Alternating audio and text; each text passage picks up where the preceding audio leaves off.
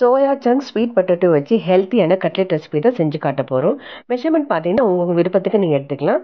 நான் வந்து 150 gram soya chunk ஊற வச்சு எடுத்துருக்கிறேன். 50 கிராம் ஸ்வீட் பொட்டேட்டோ வேக வச்சு மேஷ் பண்ணிக்கலாம். துருவின கேரட், கொஞ்சமாக ஒரு வெங்காயம் குட்டி குட்டி நறுக்கியது, ஒரு பச்சை மிளகாய், புதினா, கொத்தமல்லி.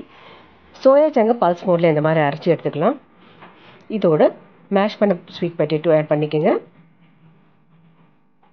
வெங்காயம், பச்சை மிளகாய், புதினா, கொத்தமல்லி இதெல்லாம் இதில் போட்டுடலாம். அப்புறம் தட்டின இஞ்சி பூண்டு பேஸ்ட்டு நம்ம போட்டுடலாம்.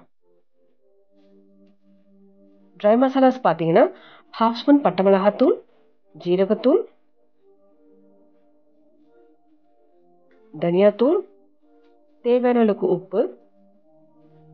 டேஸ்ட் வந்து கூட்டி கொடுக்க கொஞ்சமாக லெமன் ஜூஸ் நம்ம வந்து இதில் புழிஞ்சிக்கலாம். அவ்வளோதாங்க. இதெல்லாம் மிக்ஸ் பண்ணி இந்த மாதிரி ஷேப்பாக பிடிச்சி எடுத்துக்கலாம். நான் 2 ஸ்பூன் கார்ன்ஃப்ளவர் எடுத்துக்கிறேன். அதில் போட்டு டிப் பண்ணி எடுக்கிறதுக்கு இந்த மாதிரி டிப் பண்ணி பிரெட் க்ரம்ஸில் போட்டு நம்ம கோட் பண்ணி ஷாலோ ஃப்ரை பண்ணி எடுத்துக்கலாம். ஸ்லோ ஃப்ளேமில் வச்சு நம்ம இந்த மாதிரி பொரிச்சு எடுத்துக்கலாம். திருப்பி போட்டுக்கலாம்.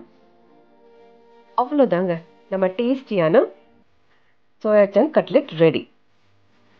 இந்த ரெசிபி உங்களுக்கு பிடிச்சிச்சுன்னா நீங்கள் ட்ரை பண்ணி பாருங்கள்.